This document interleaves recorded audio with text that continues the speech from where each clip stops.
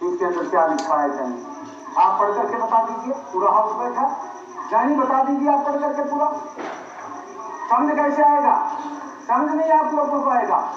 समझ तो हरियाणा के युवा ने दे दिया माननीय अध्यक्ष जी।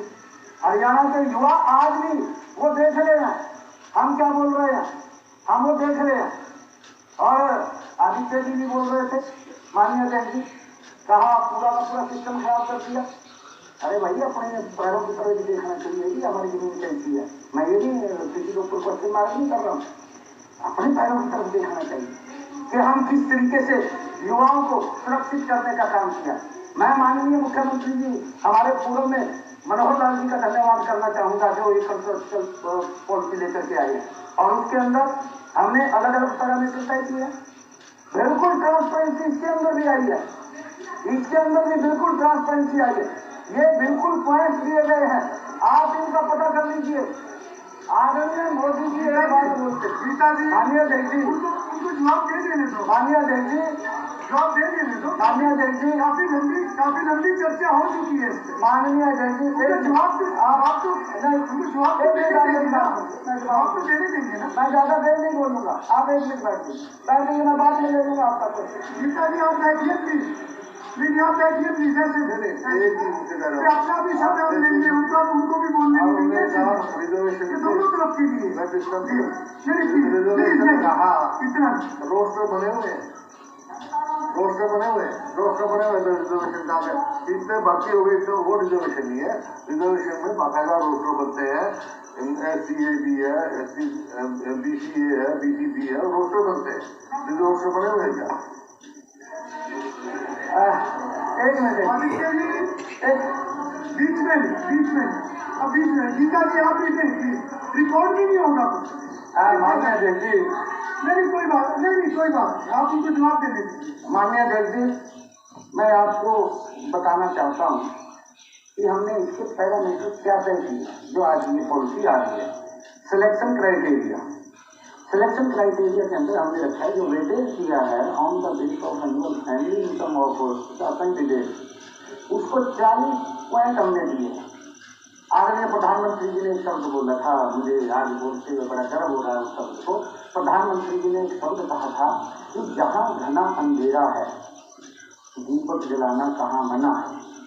एक ऐसा परिवार, एक ऐसा घर जिसके अंदर उसकी कोई पहुंच नहीं है, उसके पास पैसा नहीं है, उसकी कोई सिफारिश नहीं है, ये इस पॉलिसी के तहत वो कवर हो रहा है माननीय अध्यक्ष जी कि उसको हमने इनकम के 40 पॉइंट दिए हैं ताकि वो गरीब परिवार का बच्चा इस एक्सपेरिमेंट के माध्यम से उसके घर में भी प्रकाश आ सके।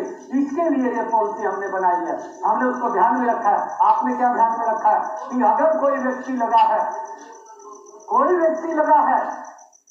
उस व्यक्ति को 2000 रुपये, माननीय अध्यक्ष जी 3000 रुपये वो कंट्रैक्चुअल के ऊपर लगा, वो ठेकेदार काट करके देते थे। देखिए आपके सामने था और मैं, हाँ ये सच्चाई है, बोलते नहीं थे। माननीय अध्यक्ष जी जो हमारे युवा लगे हैं उस बात को बता रहे हमारे पास आते। और आज जो युवाओं का ध्यान बना है इसके अंदर भी ट्रांसपेरेंसी आई है, इसके अंदर भी सिफारिश नहीं की।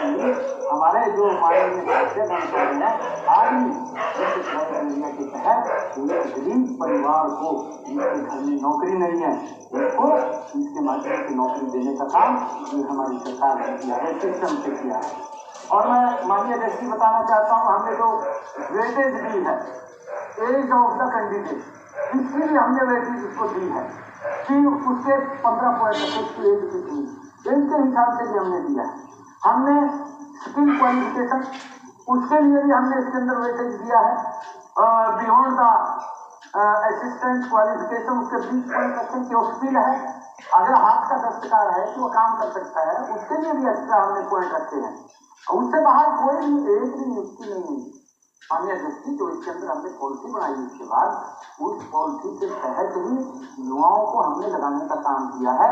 और मुझे खुशी है जब से ये पॉलिसी आई है, मेरे हरियाणा के जो HKRN के अंदर जो पार्ट 1 के अंदर युवा लगा हुआ था, पार्ट 2 के अंदर युवा लगा हुआ था, जिनका कॉन्ट्रैक्टर जो शोषण करता था, शोषण भी इस हद तक करता था, आदरणीय अध्यक्ष 1 साल के बाद 2 साल के बाद वो कॉन्ट्रैक्टर बदल जाता था। जब वो बदलता था फिर उनके ऊपर तलवार लटकती थी और तलवार ऐसी लटकती थी कि इतने पैसे दे दो अगर आपने दोबारा इस नौकरी के ऊपर रहना है। ये बात इस प्रकार की उनके सामने आती थी। फिर वो घर से ला करके पैसा देता था, पैसा दे करके कि मैं कभी न कभी उस सोच के आधार के ऊपर चलता था कि मैं पक्का हो जाऊंगा, मैं भी शायद सरकार की नौकरी में आ जाऊंगा। माननीय अध्यक्ष, हम जब ये लेकर के आए और उसके बाद ये पहली बार हरियाणा के युवाओं को जो कॉन्ट्रैक्ट बेस पे थे, जो पार्ट 1 में थे, जो पार्ट 2 में थे और जो हमने HKRN के अंदर लगाए, उनको मिनिमम वेज देने का काम डायरेक्ट उसके खाते के अंदर अगर किसी ने किया है, ये हमारी सरकार ने किया है। आज उसका परिणाम है, आज उसका परिणाम है कि आज युवा ये बात बोलता है कि वही HKRN में ही लगवा दो, वही लगवा दो। उसका विश्वास जमाए, सरकार के ऊपर विश्वास जमाए। माननीय अध्यक्ष, सरकार के काम के ऊपर विश्वास जमाए। आदरणीय अध्यक्ष, नहीं तो विश्वास खो चुके थे। किस प्रकार से पर्चियों से लगते थे, लिस्टें बनती थी माननीय अध्यक्ष नौकरी के लिए, कौन लगेगा कौन नहीं लगेगा। मैं दिखा दूंगा भी आपको, मैं आपको दिखा दूंगा, मैं आपको दिखा दूंगा। ये शायद आपके समय का लगा हुआ, आपके समय का लगा हुआ होता है, हम दिखा देंगे। परंतु जब से हमने ये पॉलिसी लेकर के आया, मैं फिर कह रहा हूँ कि मनोहर लाल जी का हम धन्यवाद करते हैं। हमें इस सदन में सर्वसम्मति से उनका धन्यवाद करना चाहिए। HKRN और जो बिना पर्ची बिना खर्ची के नौकरी लग रही है, सर्वसम्मति से इस सदन में पास करना चाहिए और उनका धन्यवाद ज्ञापित करना चाहिए। इतना सिस्टम बनाया। आज हरियाणा के माननीय अध्यक्ष युवाओं का विश्वास आज इस सरकार के ऊपर बना है। और मैं आपको ये बात कहना चाहता हूँ कि हमने जो आज ये बिल लेकर के आए हैं, ये केवल HKRN में लागू नहीं है, ये धारा 3(1) के कै और खै के बीच या है। अभी इसके अंदर ये भी कहा गया है कि 50,000 तक की कैद लगाती है। मान्य अध्यक्ष, आज 50,000 से ऊपर का भी इंट्रोड्यूस के लिए आज बिल आ रहा है। हम उनको बारे में भी विचार कर रहे हैं कि उनको भी सुरक्षित किया जाए, सुरक्षित करके, ताकि 60 वर्ष तक व्यक्ति को कोई दिक्कत कोई समस्या ना आए।